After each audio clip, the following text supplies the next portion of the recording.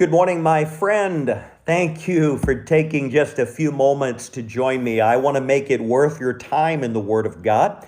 Whether you're watching this maybe at a later time, or maybe you're watching it here on your way to work, or you're just at the house this morning, or whenever you watch this, thank you for joining me. I want to title this devotion, What God Sees. What God Sees. And I want to read to you from Job chapter 26, verse 7. It's a short, simple verse, but it says, He hangs the earth on nothing. That's all that verse says. He hangs the earth on nothing. Robert Kurson wrote a book called Rocket Men, and in that book, he describes the turmoil of 1968 with all of its riots and assassinations and political unrest. But in that year, in the month of December, 3 astronauts flew to the moon 250,000 miles away.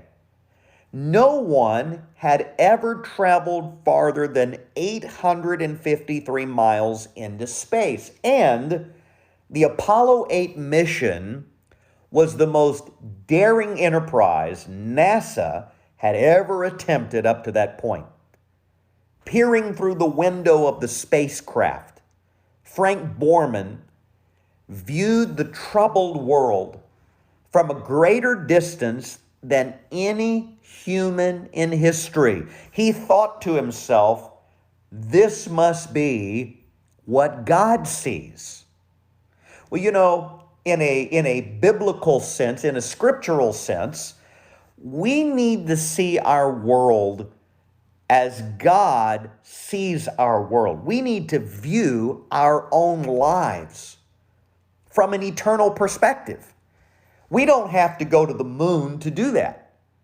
The only place we have to go to view our lives from an eternal perspective is the Word of God, the Bible. Simon Peter wrote in 1 Peter chapter 1, verse number 13. I want to share with you what Simon Peter wrote. He said, with minds that are alert and fully sober, set your hope on the grace to be brought to you when Jesus Christ is revealed.